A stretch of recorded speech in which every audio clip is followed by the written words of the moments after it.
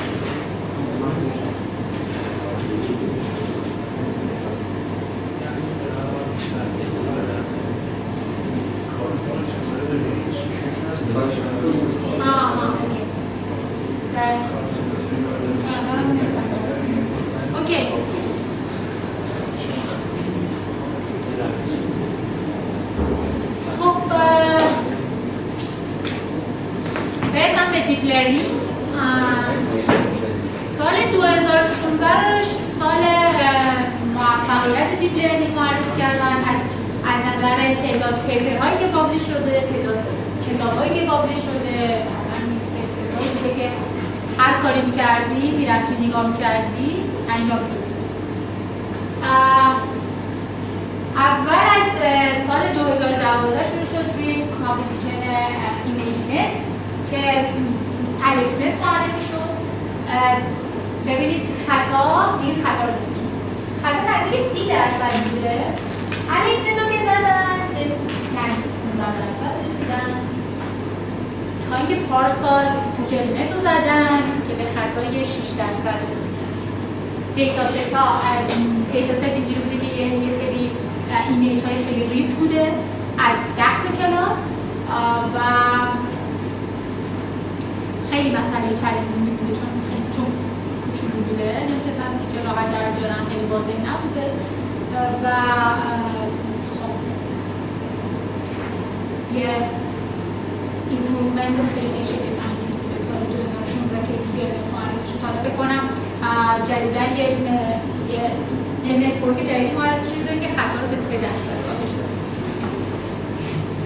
دیپ لرنینگ یکی از موتیویشن های اصلیش رپرزنتیشن لرنینگ که چی میگه؟ میگه بیا از دیپ لرنینگ برای کلاً کاربردش برای آنسوپروایز فیچر اکسترکشن که شما به صورت آنسوپروایز فیچری رو در بیارید که روباست باشه بین تسکاتون.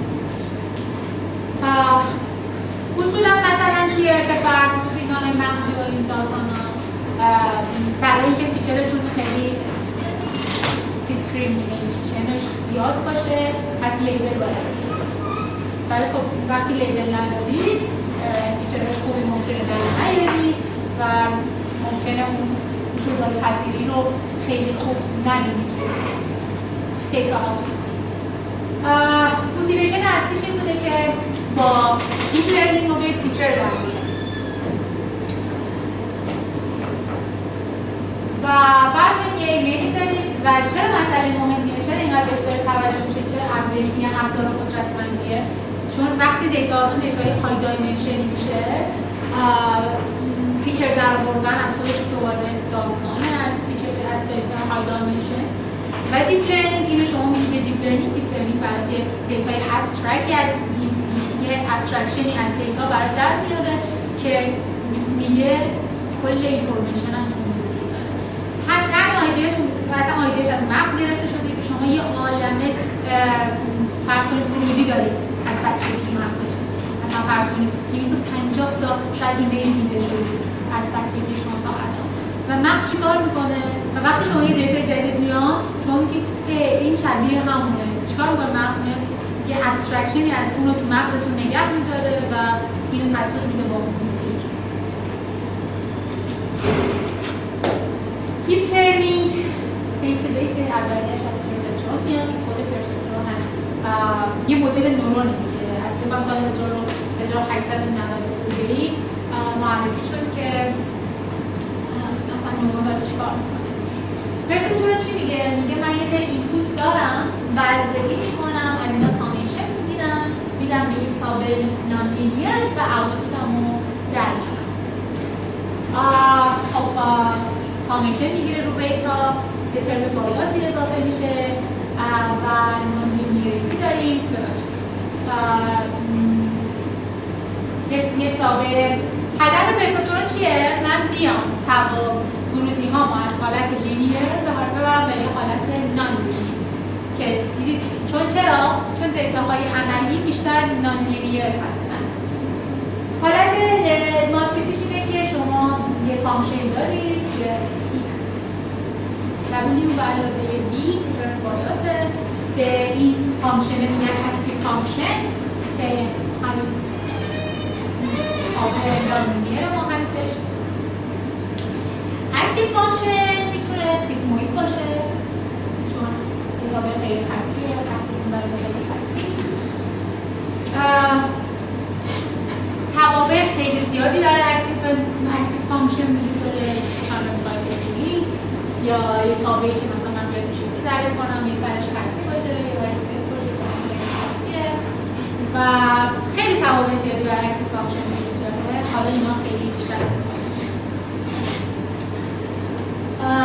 حالا چرا ما میگیم حالا اکتیو فانکشن باید نان لینیر باشه؟ گفتم به خاطر اینکه دیتاهای ریال ما بیشتر نان لینیر هستن و اکتیو فانکشن اصلا همون ترم اصلی نان لینیریتی توی نورال نتورک ما هستش. فرض کنید من اینپوت هامون اینا هست وزدهی هم اولی انجام دادم سامیشن میگیرم میبرم تو حالت آوتپوتم رو یعنی اینجوری حساب میکنم که یه مثالی که آوتپوتم چجوری حساب میشه. حالا من بخوام اینا رو ساده کنم یعنی این ترم رو بردارم و اینا پرسپترون من اینپوت داره یه دونه آوتپوت داره اون هر کدوم از اینا به سری بحث ما هستش. حالا آوتپوت هم میتونه چند تایی باشه دیگه مالتی آوتپوت داشته باشم. حالا بیام اون ترم وسطی که برداشتم اضافه کنم که این میشه نورال نت. نورال نت هم از یک پرسپترون ساده تشکیل میشه. خب پس ما یه سری اینپوت داریم، یه سری لیر داریم، یه سری لیر داریم و یه سری آوتپوت لیر داریم.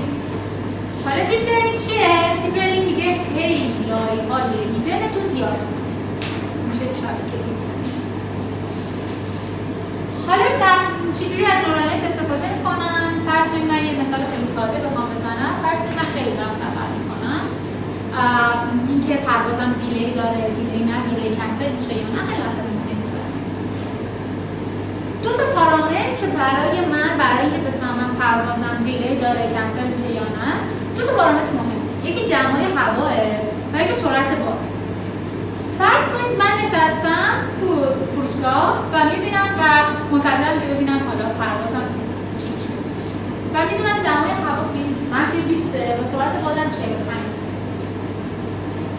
یه نورالتی دارم، همینجوری بستگی میکنم و آوتپوت هم رو در بیارم. پردیکشن هم نیم صدومه، یعنی میگه چی؟ میگه پروازش کنسل نمیشه، یعنی نزدیک 0. ولی من میبینم پروازم کنسل شده و به دست میام که لیبل اصلی من 1. خب این یعنی نورالنت من خیلی داره بد کار میکنه. فردا حالا من خیلی الان مسئله مهمیه و میخوام اینو در بیارم دیگه. میخوام یه لاس فانکشن تعریف میکنم، میگم که آقا تو اشتباهات بین چیزی که پردیکت کردی نورالنت من و چیزی که واقعا من به دست میارم. حالا فرض من خیلی سفر میکنم، اینا رو ثبت میکنم، سعی کنم یه نورالنتی به دست بیارم که دیگه نورالنت من درست بگه که آقا کنسل میشه یا کنسل نمیشه. حالا یه سری پردیکشن دارم، یه سری دیتا واقعی دارم و لاس فانکشن هم طراحی. لاس فانکشن هم میتونه کراس آنتروپی باشه که گفتم مثل لالیس دیستریبیوشن، یا میتونه مین اسکوئر ارور باشه. چرا مثلا من دیگه حالا نگم کنسل میشه یا کنسل نمیشه، تایم دیلی هم در بیارم، بگم پروازم چقدر دیلی داره. حالا اگه تو ترافیک موندم عجله نکنم یا ندارم. لاس فانکشن هم رو مین اسکوئر ارور تعریف کنم میتونم. برای این لاس فانکشن همه و من این کل این سیگما روی همه دیتای ترینینگ هم رو میگیرم لاس فانکشن هم. که این لاس فانکشن که این ضریب تتا چیه؟ همون وضعهای نورالنت من و من قرار اونا رو درست آپدیت کنم دیگه. اونا مثلا نمیدونم برای من که درست طراحی شده باشه. فرض کنید که جی تتاتون واسه به 2 تا پارامتر باشه، تتا 0 و تتا 1. از چجوری اینو آپتیمایز کنم؟ از یه نقطه تصادفی شروع میکنم، مثلا از دارم هم گرادیانت دیسنت شروع میکنم. از یه نقطه شروع میکنم در جهت گرادیانت دیسنت چی میگه؟ میگه تتا تی برمیگه تتا تی منهای اتا روند جی درسته؟ میگه در جهت منفی گرادیان حرکت کنم. هی میرم دوباره نقطه جدید، هی اینو تکرار میکنم تا میرسم به گلوبال. اما گفتم که خود این گرادیانت دیسنت خوب نیست، چون باید کلی دیتا رو بدی، تایم کانسیومینگه، کلی وقت میگیره، ممکنه دوباره ببینید پارامتراتون خوب ترین نشدن، خوب آپدیت نشدن، دوباره از اول هی ممکنه نقطه شروعتون نقطه بعدی باشه.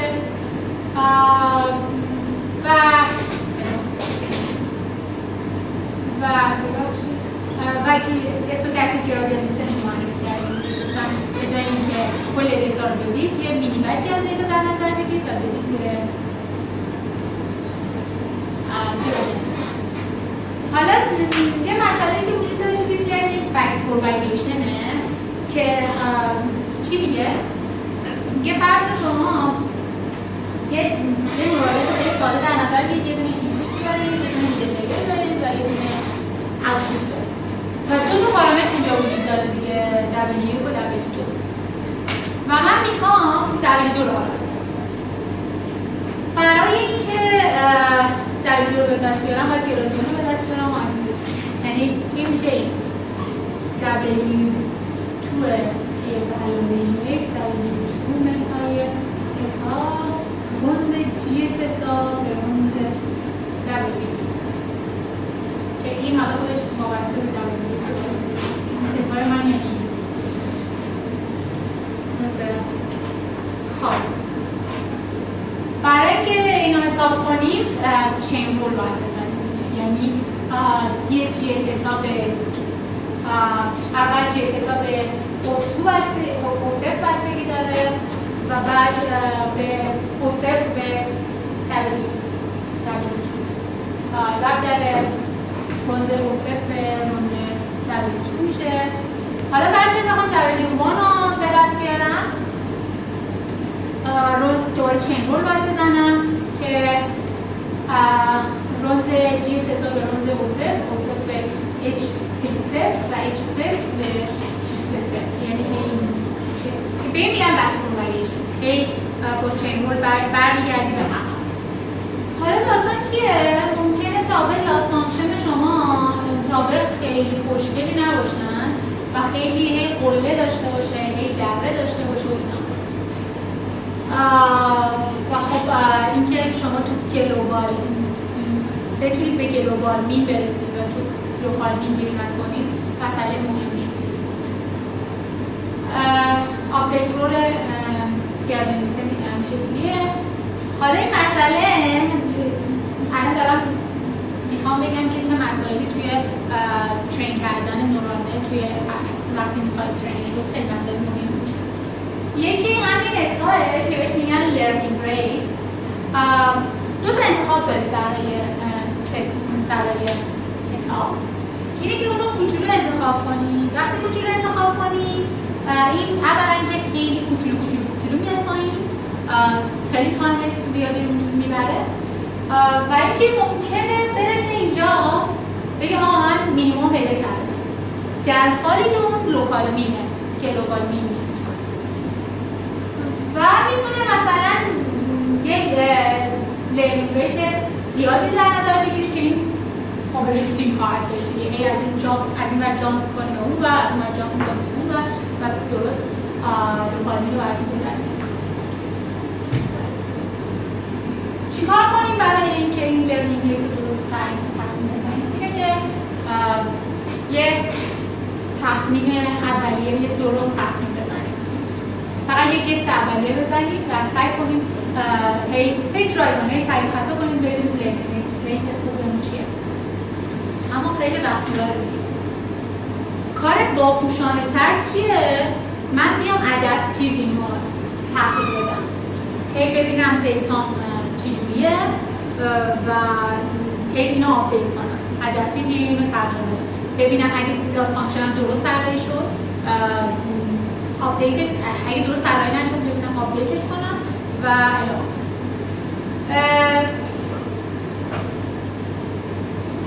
ادپتیو لرنینگ باعث میشه که لرنینگ ریتتون ثابت نیست خیلی و بستگی داره به اینکه گرادیان چقدر تغییر میکنه، اینکه چقدر سریعه یا چقدر کمه و اینکه دیتا چجوری عوض میشه. روش مختلفی برای ادپتیو لرنینگ ریت وجود داره. EDM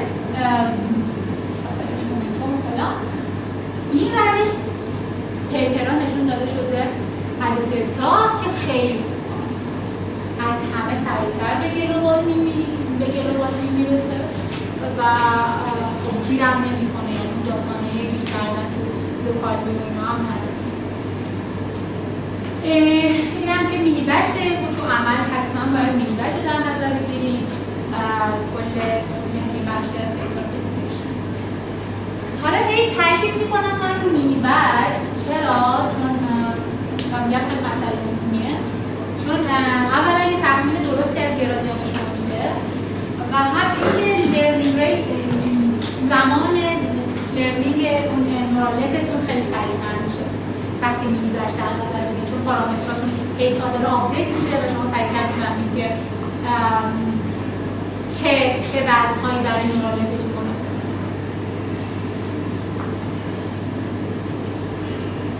مسئله مهمی که گفتم قبلا اینه که اورفیتینگ وجود داره توی روش ماشین لرنینگ.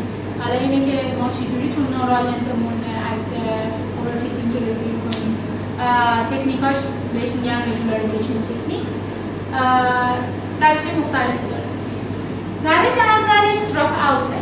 دراپ اوت میگه چی؟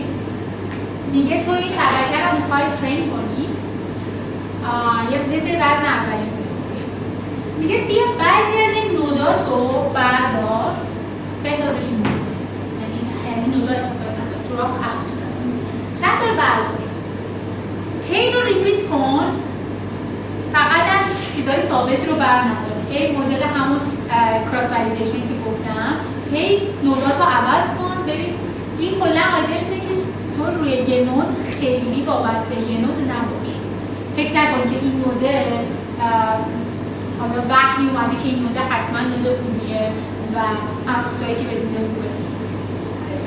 یعنی نودات میتونه بعضی نودهای بعدی باشه. روش دیگه خیلی دیگه ساده است، اینه که میگه آقا وقتی میبینی داره اوورفیت میشی دیگه ادامه نده. به فرض من اینجا دارم میبینم توی پاک اول ترینینگ ریت هم 85 ولیدیشن هم 80 توی پاک بعدی اکوریسی ترینینگ هم 87 ولیدیشن هم 82. از یه جایی به بعد وقتی میبینم ترینینگ هم داره زیاد میشه ولی ولیدیشن هم داره همینجوری کم میشه میفهمم که اونجا دیگه باید وایسم. شماتیکی نشون بدم اکوریسی رو که برسه این کار داره همینجوری با همینجوری خوب پیش میدن تا یه جایی که این داره زیاد میشه این داره کم میشه اوورفیت شده. میگه آقا اینجا دیگه صبر کن و دیگه ادامه نده، پارامترهاتو که دیدی هم پارامترها دیگه بعد. یه روش دیگه که حالا تو SPM و اینا احتمالاً خیلی زیاد دیدید اینه که یه ترم رگولاریزیشن بیا به لاس فانکشن اضافه کن که این داره یه تناسبی بین لاس فانکشن و پارامترهای نورال نت تو که همون وزن باشن داره ایجاد کنه. حالا یه تناسبی داره. حالا خود این لامدا لامدا رو دوباره آپدیت میکنیم هر دفعه ببینیم که چقدر دوباره درست انجام میشه. حالا از نورال نت برسم به اینکه چه اهمیت دیگه داره من میخوام برای مدل کردن سکونس بیام از نورال نت استفاده کنم. حالا سکونس چیه؟ فرض کنید یه جمله یا یه صوت شما الان از گوشیاتون میتونید با اینکه وایستون رو میدید و براتون سرچ میکنه. این باید این اوردر جمله شما رو بدونه، یعنی واسهش مسئله مهمه که ترتیب جمله شما چجوری باشه و کامپیوتر وقتی رو میفهمه همینه که سکونس رو داره مدل میکنه. فرض کنید که من یک جمله دارم میخوام این رو رپرزنت کنم. چجوری میتونم این رو رپرزنت کنم؟ بیام میگم یه فیچری در نظر میگیرم یه طول ثابتی صفر بگیر که یک تعداد وردهایی که تو جمله هم تکرار شده و صفر هم که حالا هست، یعنی اول با صفر بعد شما آپدیت که مثلا میگه دیسلایک یه بار شده، رنگ یه بار، آدم یه بار و پیدا شد. اما مشکلی که این داره اینه که اوردر رو حفظ نمی‌کنه. یعنی شما نمی‌دونید آقا دیسلایک قبل رین اومده، بعد رین اومده. یعنی اگه من این دو تا جمله رو داشته باشم که the food was good not bad at all، the food was bad not good. این دو تا جمله معنیش زمین تا آسمون با هم فرق می‌کنه، ولی وقتی من اینجوری رپرزنت می‌کنم کاملا شبیه همه فیچرشون. قبوله؟ و خب ماشین نمی‌فهمه. حالا چیکار کنیم که اوردر رو توی فیچرمون درست نگه داریم؟ فرض می‌کنیم این جمله من اینه و من میخوام اوردر رو نگه دارم. یه آیدیا اینه که شما بیا واسه هر وردت یه رپرزنتیشن آلبانی تعریف کن. مثلا آن رو اینجوری تعریف کن، مانده اینجوری تعریف کن و آن مانده تو میشه چی؟ میشه این. درسته؟ قبله. اما مشکل چیه؟ مشکل اینه که نمیتونه این با کلمات دیگه چیز کنه، خوب کار کنه. فرض من میگم آماده ایکواسیسمایی آماده. این آماده رو اول جمله میگه تایمه، ولی وقتی حالا من آخر جمله آوردم تغییر نکرده ولی نمیفهمه تایم کامپیوتر. چرا؟ چون همچون فرض میکرده که اون اول جمله یه تایم. حالا چرا این مسائل مهمه؟ حالا ببینید رپرزنتیشنش فرق میکنه. آماده باید با آماده و representationش فرق میکنه و نتیجتاً ماشین وقتی یاد میگیره این تایمه، این مفهوم تایمه، دیگه نمیفهمه این مفهوم تایمه، یعنی سخته براش. حالا چیکار کنیم؟ بیایم به ماشین یاد بدیم. میدونید چرا مسئله مهمیه؟ فرض کنید گوگل ترنسلیت دارید استفاده میکنید و خب باید بفهمید گوگل ترنسلیت که اون مانده همیشه تایمه، تو وقتی میخوای برای من ترجمه کنی همیشه اون رو درست ترجمه کن. اینه که ما بیایم رولهای لنگویج رو بهش یاد بدیم. فرض کنید من این جمله رو دارم و خب میخوام جای خالی رو تشخیص بدم. این فرض I have written and I learned some of the language. من جا خالی میفهمم که چیه؟ فرنچ. چون فرانس داره اول جمله، یعنی قبلش کلماتش فرانس هست، بعدش هم لنگویجه، میفهمم که جا خالی من باید فرنچ باشه. یعنی نیازه که من کلمات قبلش هم بدونم، یه سری کلمات بعدش هم بدونم تا بتونم جا خالی رو بکنم. پس اگه بخوام از نورالنت استفاده کنم، نورالنت آیتی اوردر رو نگه نمیداره. خب چرا؟ چون این نوت‌ها همینجوری میرن تو نوت‌های مختلف و اصلا ربطی ندارن به هم دیگه.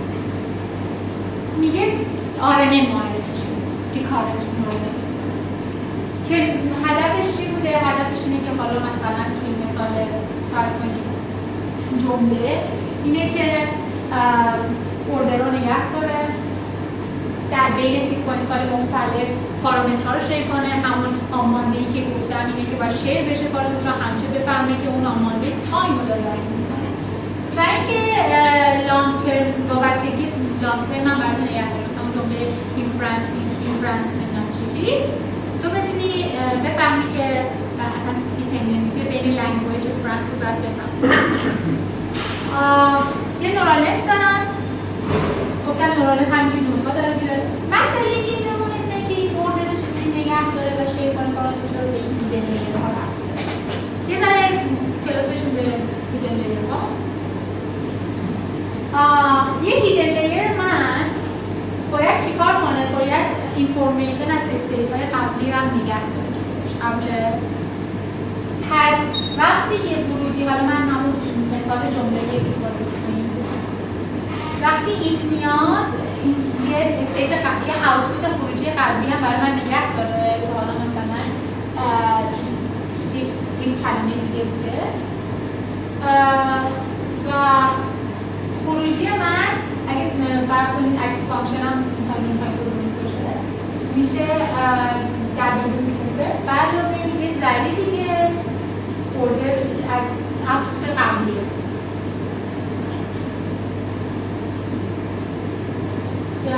یا استیت بعدی دوباره به استیت قبلی ربط داره و به اسپان که خود اسپان به S0 ربط داره. اینو بیام فولد کنم، اینو همینو بیام باز کنم در حوزه زمان، یعنی آنفولدش کنم اوور تایم.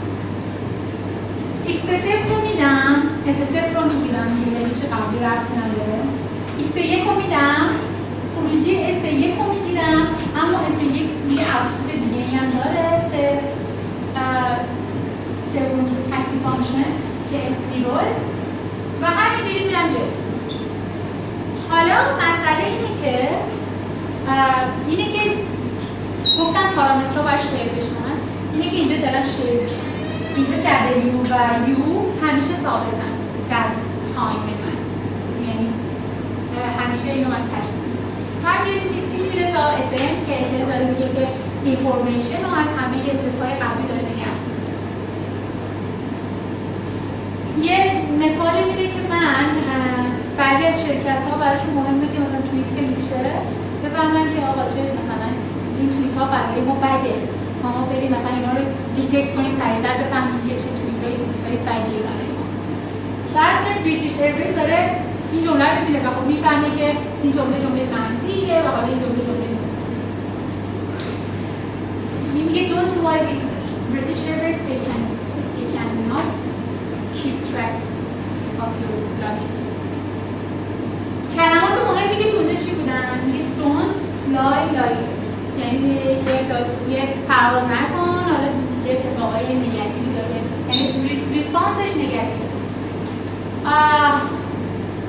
خب اینا رو من همینجوری خروجی میدم، خروجی میگیرم تا میرسم به آخر که جمله این کلمه آخرم و میخوام خب اینو ترین کنم. مسئله که وجود داره گفتم بک پروپاگیشن تو نورال نت استفاده میکنن دیگه. حالا اینجا اینه که بک پروپاگیشن هم باید اوور تایم بشه. بک پروپاگیشن چی بود؟ میگفت مشتق میگیرم بعد میام در خلاف جهت گرادیان حرکت میکنم. اینجا تو هر اوتپوت شما یه دونه لاس فانکشن دارید و تو هر استپ زمانی منظورم و خب توی تسار اینجا تعریف کنید و اوور تایم اگه بخواید بگید باید سامیشن بگیرید رو همه تایم ها و یعنی اگه بخواید نسبت به پارامتر اپتیمایز کنید گفتم یو ها و دبلیو ها مشترک اگه نسبت به دبلیو و یو بخواید بگیرید باید اوور تایم بگیرید رو همه تایم ها مهم خب ریسامیشن. حالا مسئله چیه؟ مسئله اینه که بک پروپاگیشن تو اوورتایم چجوریه؟ باید از چین رول استفاده کنم. فرض کنید میخوام J2 به W رو یعنی W رو میشه روند J2 به روند Y2 روند Y2 به روند S2 اما S2 خودش هم دوباره به W رفت داره و روند S2 اما روند S2 به روند W خودش دوباره به W رفت داره. چرا؟ چون S2 هست تانجنت هایپربولیک U اسمان بعد W S2 که خود اسمانه دوباره به W رفت و همینجوری W این دوباره به این رفت داره.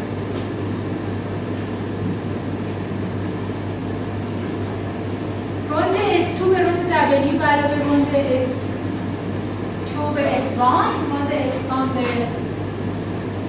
W علاوه روند S2 به S0 و S0 به W.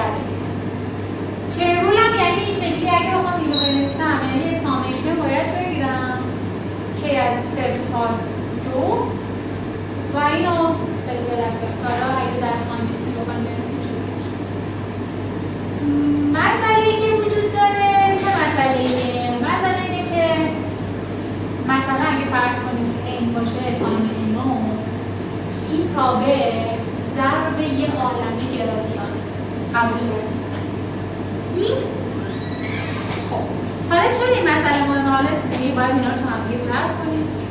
ولی مسئله که وجود داره اینه که وقتی شما مشتق میگیری روند SM به روند SM نهاییه این تغییری تو اصولا فرض کن دیستریبیوشنشون بوسیه خب خودش کوچیک‌تر از این F هم اکتیو فانکشن که بود مشتق که میگیرم این هم کوچیک‌تر از این میشه.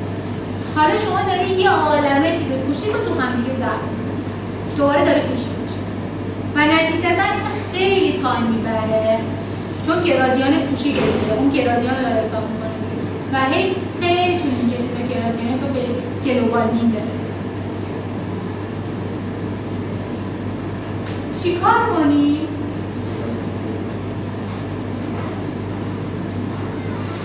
دوباره برگشتم به اون جمله چیکار کنید؟ یه روشی که وجود داره اینه که اکتیو فانکشنمون تعریف اکتیو فانکشنمون دیگه مشتقش کوچیک‌تر از یک نشه که این همون تابعی که معرفی شد که این شکلی بود مثلا اینجا صفره اینجا هم یکه یعنی حداقل یک باشه یعنی کوچیک‌تر از یک نشه. اکتیو فانکشن درستی انتخاب کنید. حالا شما میتونید هر اکتیو فانکشن رو از خودتون تعریف کنید و بگید که مشتقش هم کوچیک‌تر از یک نشه. یا بیان اینیشیالیزیشن اون پارامترهای نورال نتمون با یه چیزهایی که کوچکتر از یک نیستن اینیشیالیز کنیم. یعنی با تا حالا مثلا یه سولوشنش اینه که با ماتریس یک تا همانی اینو اینیشیالیز کنیم. یه روش دیگه اینه که چیه؟ میگه که تو بیا از یه سری المان‌ها استفاده کن توی شبکت که اینفورمیشن رو توش نگه داری که مثلا LSTM احتمالاً خیلی دیدی توی ریکارد نورال نتورک‌ها. LSTM چی میگه؟ LSTM میگه ورودی دو SJ ورودی در SJ به علاوه یک LSTM ورودیش و خروجیش میگه بیا چیکار کن؟ میگه بیا اگه تو جمله رو در نظر بگیری میگه بیا اینفورمیشن هایی که خیلی ربط نداره رو پاک کن. به فرض سابجکت شما جمله داری سابجکتش آیه دیگه میگه آیه نگه ندار چون حالا سابجکت بعدی تو عوض میشه. به فرض حالا مثلا یه سابجکت دیگه میشه مهم نیست سابجکت بعدی اما مثلا یه قسمت‌های دیگه رو به صورت سلکتیو بردار. مثلا چیه؟ مثلا وقتی می‌بینی فعل تو مفرده یا مجرد با توجه به سابجکت اگه سابجکت بعدی تو هم مفرد یا مفرد بود یا مذکر یا مؤنث بود تو بیا اینو چیز کن تو بیا اینو نگه که نخواد دیگه تغییرش بدی و در نهایت یه سری آوتپوت هم یه سری قسمت هم واسه آوتپوت ها در نظر بگیرن. بعد LSTM این سپارت رو داره نگه می‌داره و کمک می‌کنه. حالا چرا LSTM به ما داره کمک می‌کنه؟ چون یه سری اینفورمیشن ها در طول زمان تغییر نمی‌کنه و نتیجتاً مشتق اونها یک میشه و اینکه ارتباط بین SJ و SJ منهای یک رو برای ما نگه می‌داره. حالا برسم این از کار نیورال حالا برسم به CNN از خود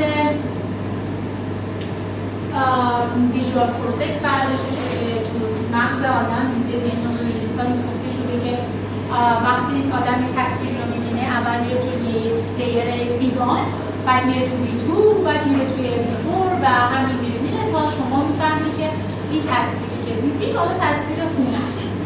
چجوری داره دیفوت میشه پیش میگم باید همین کار رو مثلا برای ایمیل انجام بدی. حالا مثلا این اگه رتینا باشه B1 B2 B4 بیا همین رو توی واسه ایمیل هم طراحی کنیم یعنی ایدهش از اینجا اومده شده.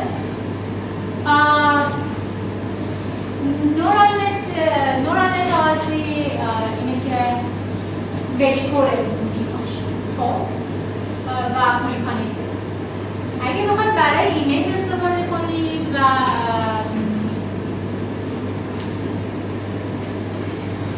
یه تانسور بدید تانسور سیمبولی رو بارش بدید اینه که شما باید یه سری مفاهیم واسه تعریف کنید یعنی ورودی کانولوشن نورال نتورک بهش میاد. کانولوشن نورال نتورک چند تا لیر خیلی مهم داره. فرض کنید اینپوتش که پیکسل در پیکسل در فرض کنید حالا RGB باشه میگم. لیر بعدی لیر کانولوشنه که سایز اول خروجیش میشه پیکسل در این پیکسل. حالا منظور از فیلتر چیه؟ فرض کنید که یه ایمیج این شکلی دارم RGB انگار میشه فیلتر هم ستایی تعریف میکنم و دو تا لیر دارم.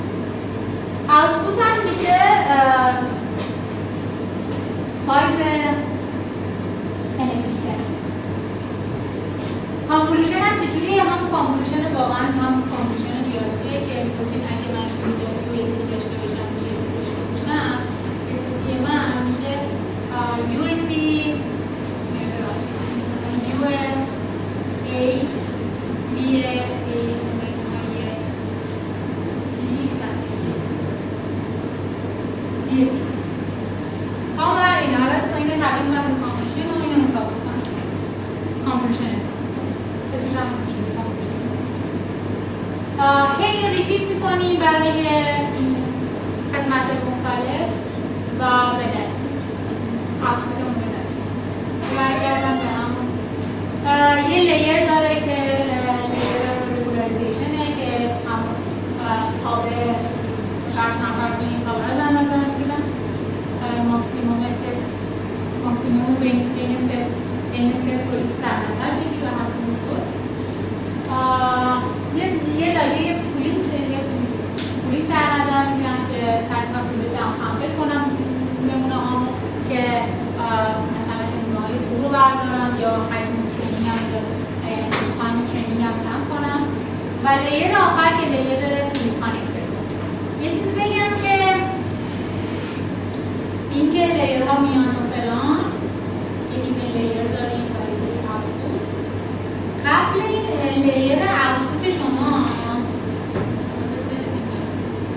قبل اینجا داره برای شما فیچر برمی‌داره.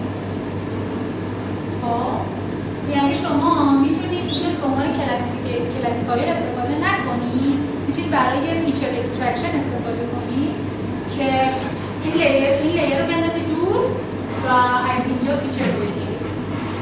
ولی یه نکته‌ای که وجود داره چون میگن دیپ لرنینگ فیچر روباست در میاره، اما هرچی لیرها داره زیاد میشه این لیرهای آخر بیشتر به تسکیت ربط دارن. یعنی میگن لیرهای دیپتر تسک اسپسیفیک ترن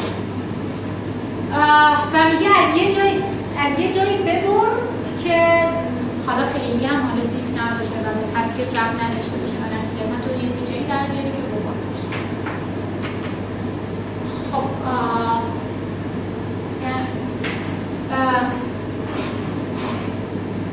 AlexNet مثلا یه CNN که 8 تا لیر داره، 61 میلیون پارامتر داره. خود ترین کردن این نورال نت‌ها خیلی داستانه. 61 میلیون پارامتر رو شما باید یاد بگیرید. کم تایم همین که شما دیتای کافی ندارید که بتونید اینا رو پارامتر استفاده کنید. میان چیکار میکنن توی اپلیکیشن AlexNet میبینن که روی سری دیتاهای خیلی بزرگی طراحی شدن. میان از این AlexNet ها دقیقاً یه پارتایش رو میبرن، پارامترها همون پارامترهاست، میان برای یه تسک دیگه استفاده کنن. یعنی کارهایی که میکنی خود ما هم میکنیم که از یه جای دیگه از یه لیر دیگه میبریم و اون لیرهای اول با همه اون پارامترهایی که ترین شدن من استفاده میکنم برای تسک خودم. گوگل نت 22 تا لیر داره، 5 میلیون پارامتر داره. میگم این همینه که گفتم که پارسال چاپ شد و خطا رو به 3% کاهش داره روی همون دیتا. حالا ما چی کار میکنیم؟ ما چجوری از این دیپ لرنینگ تو کارمون استفاده میکنیم؟ فرض کنید سیگنال مغزی دارم، این همون کپه که من گذاشتم برای یه سری الکترود داره و از هر الکترود من یه سیگنال مغزی دارم. چند تا کاناله؟ فرض کنید تا لید 64 این یه شماتیکه کار خودتون دارم؟ کار خود من 64 و سیگنال میکنم. من میام چیکار میکنم؟ از روی سیگنال ایمیج میسازم. حالا چجوری ایمیج میسازم؟ حالا تو کار من دیدم مثلا تو سر یه بخشایی یه سری از سیگنال مغز بخشی از پارت‌هاش یه سری اینفورمیشن وجود داره. وقتی شما مثلا میخوابید باند آلفای مغز شما که فرکانس حالا مثلا 4 تا 7 هرتز باشه بیشتر فعاله. خب یا باندهای بتا به یه تسکیت یا مثلا وقتی تمرکز میکنید نسبت باند بتا به آلفا زیاد میشه. حالا توی سر این باندها خیلی باندهای مهمی هم برای چون تغییرات فرکانسی وجود داره. ما چیکار کردیم؟ اومدیم ضرایب FFT رو توی این باندها حساب کردیم. تتا، آلفا، بتا. هر مثلا آلفا رو گفتیم آره ببخشید تتا رو گفتیم آره، آلفا رو گفتیم بیه و بتا رو گفتیم جیه و یه ایمیج ساختیم. حالا چجوری من این ایمیج رو میسازم؟ من دیتا ها این شکلیه. چنل که همون الکترودها باشن در تایم در ترایال که ترایال حالا سابجکت اومده من ریکوردینگ سیشن های مختلفی که از سابجکت ریکوردینگ انجام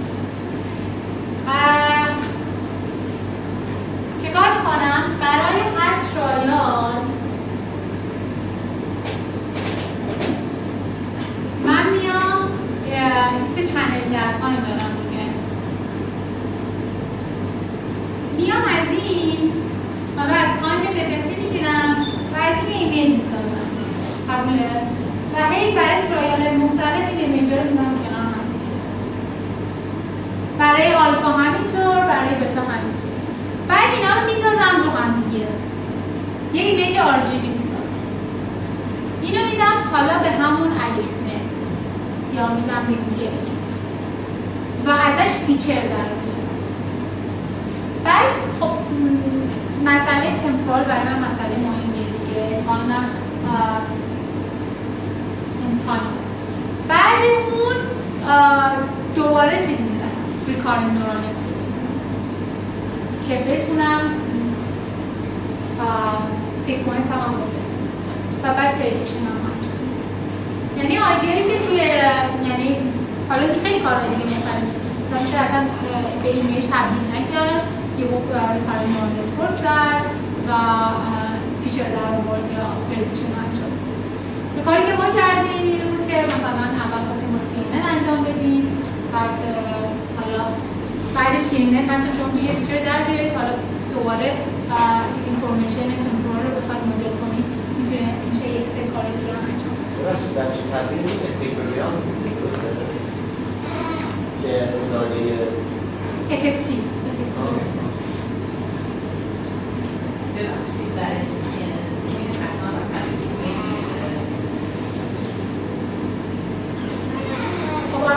مسئله اینه که شما میتونید یه عالم پارامتر داره. خب بعد اگه دیتای کافی نباشه تو نمیتونی اون رو درست ترین کنی.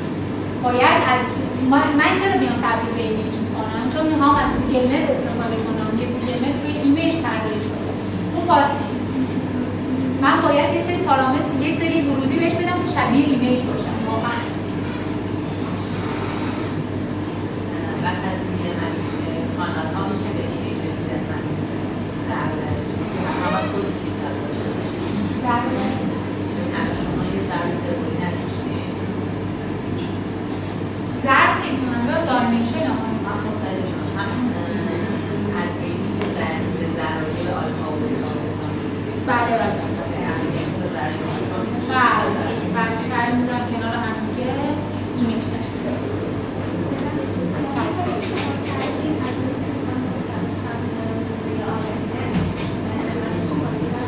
آره ببین بستگی داره. ببین همین مسئله که وجود داره اینه که مثلا من میبینم گوگل نت داره خوب کار میکنه، بعد میگم چرا من از گوگل نت استفاده نکنم؟ خیلی ابزار قویه. بیام یه کاری کنم که منم بتونم از گوگل نت استفاده کنم. میشه آره ما RNN هم زدیم ولی خب RNN هایی که داشتیم و حالا مثلا پارامتراشون ترین شده بودن یا گرفته شده بودن اینا تسکاش خیلی به تسکای ما ربط نداشت. مثلا ما RNN هایی که داشتیم روی جمله بود و جمله خیلی ربطی به سیگنال من نداره. خیلی مدل کار یعنی خیلی چیز پرتی هم نباید انتخاب کنه آدم بگه که این دیپ لرنینگ باید روی اینم خوب جواب بده. واقعا حالا دیگه مثلا اینجوری نیست که حالا شما مثلا آدم هم اینجوریه که تو یه جمله بدی بعد یه عکس بدی دیگه خب این دو تا چه ربطی به هم دیگه بس طبعا از گوگل نت برای فیلترینگ RNN استفاده کنم یا نه از چی؟ از گوگل نت گفتم گوگل نت آره برای فیلترینگ بله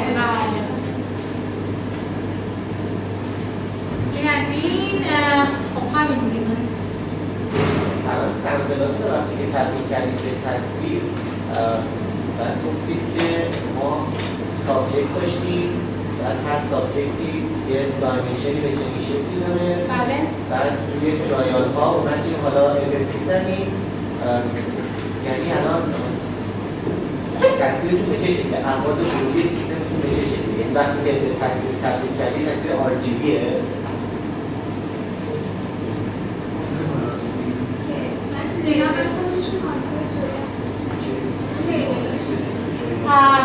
من برای فیچر اکسترکشن استفاده گفتم مسئله خیلی مهم برای من اینه که من یه فضای فیچری در بیارم که روباست باشه به امکانیاتم.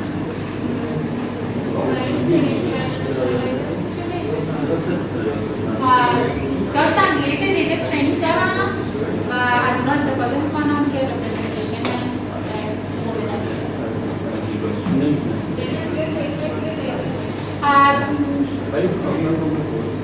CNN من قبلا ترین شده با استفاده از یعنی همون گریت. خب من از CNN میام استفاده میکنم برای unsupervised feature extraction. این سوال میشم الان شما به تعداد برای هر سابجکتی به تعداد ترایال ها تصویر RGB داریم؟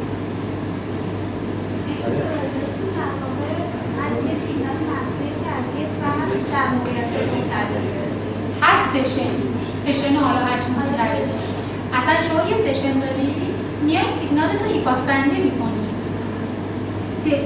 مثلا پزشک چیکار میکنه؟ پزشک کل سیگنال سر رو نگاه نمیکنه 10 سکند نگاه میکنه شما میتونی ایپاک ترایال تو چی تعریف کنی؟ ایپاک یه مثلا من سیگنالم چیه؟ یه ریکوردینگ یه ساعت هست اینجوری نیست که بیمار رفته باشه حالا اومده باشه سر اینه که طرف تو هاسپیتال یه ریکوردینگ یه ساعته ازش ریکورد شده اما من یه ساعت نمیتونم بدم به سیستم اولا که سیستم درست ترین نمیشه چون یه بخشش سر داره ایپاک بندی میکنم و میگم این ایپاک سر نداره این ایپاک سر داره و فلان پس و این ایپاک ها رو میگم ترایل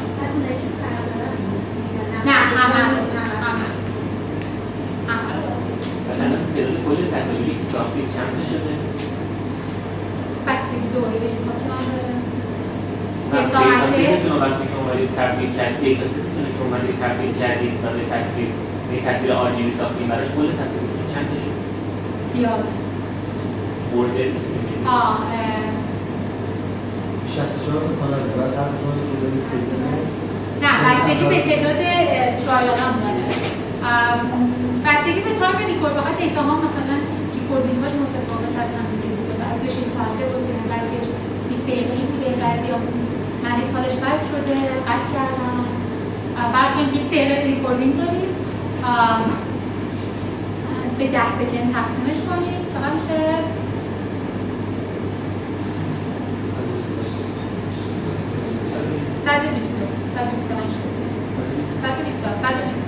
120 بعد از این فرق مثلا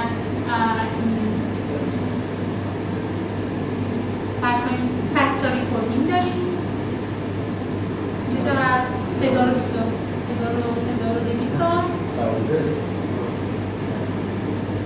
آره همین دیگه ارده خیلی زیاده خب الان شما تصاویر رو فوروارد کردید توی یه دونه فیچرینگ مثلا کانولوشن نیورال نتورک بعد فیچرها رو اکسترکت کردید تا قبل از داده کلاسی بعد RNN هم زدید اینجا روی چی RNN زدید؟ توی اونی فیچرهایی که در اومد مثل ایمیج انگار در اومده دیگه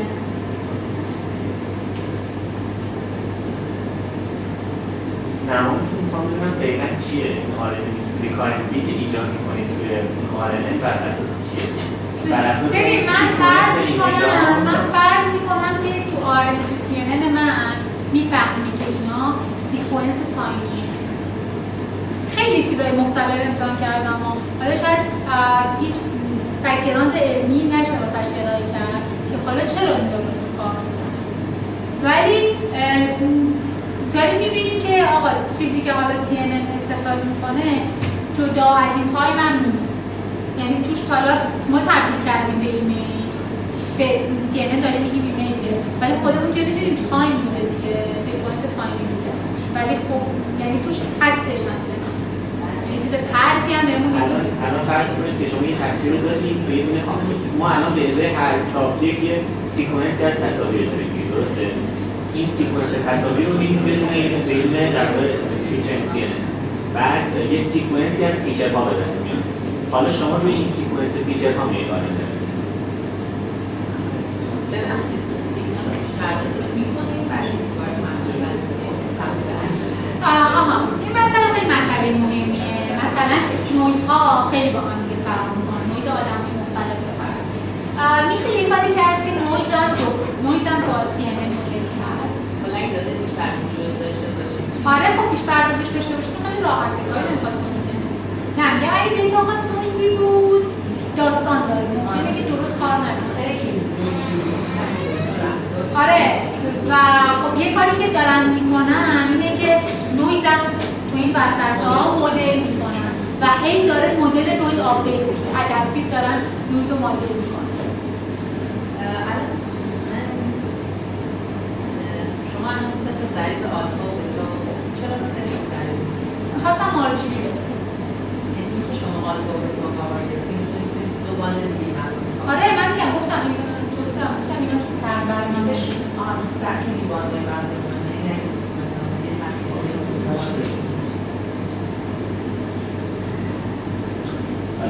شاید متوجه نشم تصور چه بگید هدف از این کار چیه؟ هدف اینه که سیگنال های مغزی سابجکت اسپسیفیکن.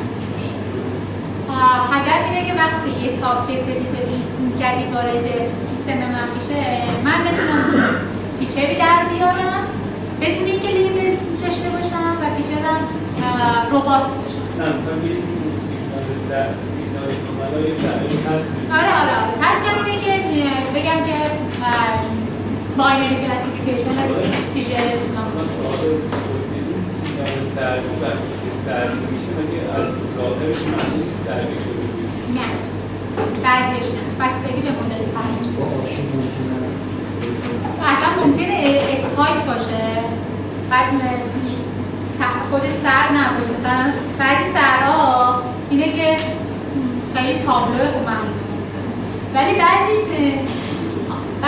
سیجرها با خود نویز اشتباه گرفته میشه. مثلا من اول میگفتم خب این تابلوه که نویزه در حالی که تایم دقیقا همون تایم سیجر بود. بعد مدل سیجرها بین آدم‌های مختلف فرق می‌کنه. چون پزشک میفهمه چون یه نورال نت خیلی خفنه پزشک یه عالمه دیتا ترینینگ رفته به مغزش اکسپرت شده و خب یاد گرفته که حالا مثلا اینم سیگنال سرعیه اونم سیگنال سرعی نیست. دکتر همه کانال نرمین نویزو از سر معمولا توی چند یک دو بستگی داره سرتون اینجوری پخش بشه در مغزتون یا لوکال باشه. من خودم مثلا تا قبل این واقعا نمی‌دونم مثلا سر این همه مدل مختلف داره ولی دیتا سیتی که حالا مثلا ما داریم اینه که قشنگ فکر کنم بالای حتی واسه یه سابجکت در طول زمان مدل سرها فرق می‌کنه. یه بار میگه این سر رو داره یه بار میگه این سر رو داره. بعد مثلا نورولوژیست‌ها 4 تا نورولوژیست اومدن اینو لیبل زدن بعد بین نورولوژیست‌ها بعضی تفاوت وجود داره. یعنی یه نورولوژیست گفته این سر نیست و این نورولوژیست گفته این سر. اون قسمت لیبل زدن تو قسمت آدمی درسته یعنی اونجا کلاسیفای می‌کنه. آره. یه دیتای خوبه کلاسیفای شده داشته. لیبل خورده داشته. لیبل خورده. ببخشید شما این ضریب می‌بینید مثلا چه ذهنی که از این دیتایی که دارید PSD ماندلا PSD با این سه تا PSD آره هر به جای ضریب بگیرید PSD بگیرید یا به جای مثلا روبر بگیرید هر چیزی میشه. ببخشید شما چه براتون مهم بود که تراست دیتای قدرتتون رو اندازه بگیرید؟ یعنی مثلا به این فکر کردین؟ تراست اگریمنت باید بگیریم دیگه. ما بستگی داره دیتای شما یه دونه نورولوژیست اومده باشه حرف نورولوژیست رو قبول کنید ولی وقتی 4 تا نورولوژیست میاد و میبینید تو بعضی جاها نورولوژیست‌ها خودشون معامله تفاهم ندارن اونجا اگریمنت میگیریم. ما میبینیم از بین مثلا 4 تا نورولوژیست اگه 3 تاشون گفته بودن اثبات نیست یا اگه مثلا میبینیم که حالا مثلا 2 به 2 اون قسمت رو پرت میکنیم بیرون. فقط کار درستی نیست ولی خب چاره‌ای نداریم یا مجبوری ببریم به این نورولوژیست که نشون میده برگردیم میبینیم که مثلا این سوال داشتم تمام شد که کنه تمام شد سوال من بعد الان من نمی‌فهمم چرا ما داریم سیکونسی کار می‌کنیم. الان تصاویرمون که مثلا از این سابجکت گرفته شده و گفتیم که تشکیل سیکونس دادن چرا مهمه؟ چرا مهمه؟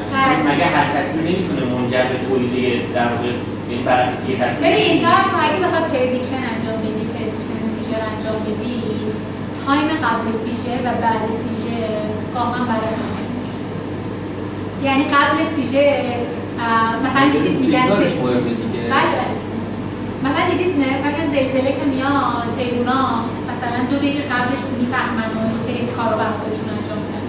تو سر همینجوریه و پردیکشنش البته خیلی توهم داره. مثلا من یه مسابقه کردم پارسال بود، مثلا گفته بود که هدف اینه که شما بیایید پردیکشن رو مثلا تا نیم ساعت پردیکت کنید. ولی خب مثلا واقعا در حد 1 دقیقه به نظر یعنی خود اسپانسر ما میگه در حد 1 دقیقه 2 دقیقه اوکی. الان 15 دقیقه این کار رو انجام میده. بستگی به دیتا ست داره ولی نه واقعا. و دیتاتون واقعا الکی حرف زدن. دیتاتون یعنی پابلیکه؟ نه. اما نهایتا شما اون فیچرهایی که در میارید که RNN دارن هم سوال دیگه، یعنی من هیچ ارتباط خاصی هم ندارن، درسته؟ دارن دیگه سیکوانس تایمی هن. چرا؟ این چیزایی که در آوردم این ترایل ها پشت هم هن، سیگنال ها پشت هم هن. من بریدم کردم ترایل. فیچرهای اینا رو میزنی سرم؟ آره الان یکی گفتیم تا 2 دقیقه در عمل واقعا قبل 2 دقیقه میشه اتفاق نمیفته. ببین خیلی مثلا گفتن که مثلا کسی که سگ داره سریع سگش 10 دقیقه قبل از اینکه طرفش هم به دست بده دوش بیتابی چقدر قبلش؟ 10 دقیقه من نو کامنت فکر نمی کنم. الان من یه سوال بپرسم از لحاظ پرفورمنس چقدر ما ایمپروومنت داشتیم با اپروچ شما؟ یعنی نسبت به سایر روش‌ها سابجکت اسپسیفیک اکراس سابجکت و پرفورمنس ما خیلی چقدر مارجینش میتونید چی؟ مارجینش میتونید چقدر ببین سابجکت اسپسیفیک رسیده بودن به دقت 89%. ما توی اکراس سابجکت رسیدیم به 92%. بدون دیتای لیبل دار از خودش هست. ببخشید شما خیلی اطلاع ندارم میخواید تعیین کنید این شخصه سردی هست یا نه؟ نه سربرداری تایم سرد دیتکشن تایم سرد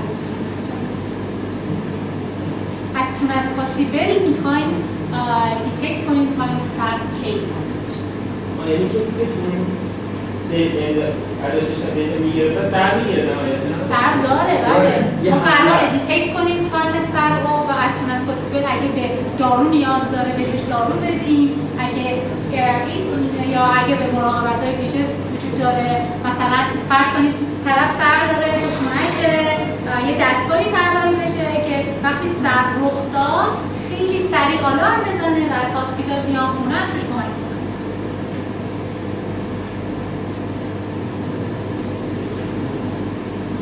یا وقتی داره رانندگی یه دستبندی طراحی بشه و وقتی طرف داره حین رانندگیه و سر اولش حالا با اون وحشتناک شروع نمیشه دیگه، وقتی سر فهمید داره سر اتفاق میفته به طرف آلارم بده که آقا مثلا اگه در حین رانندگیه بکش کنار.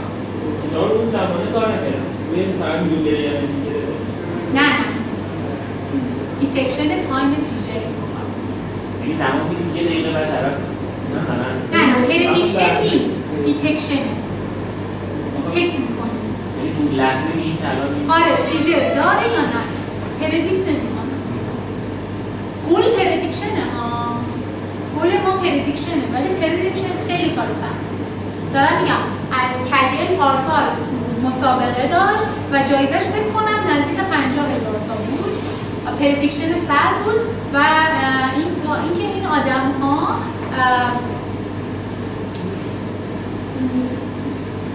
دیتا هاشون یعنی سرجری هاشون انجام داده بودن، یعنی مغز جمجمه‌شون رو برداشته بودن، این همه نویزا رو نداشتن، هاسپیتال بودن، دست و پاشون تکون نمیخورد. حالا ما داریم چی میگیم؟ ما میگیم با EEG ریکورد، تازه EEG اسمارت فون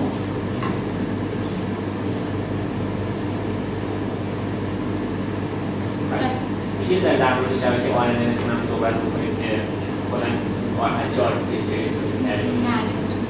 من کلا نه چون قرار پتنت شده نمیشه. من که نمیدونم شده پابلیش نه پابلیش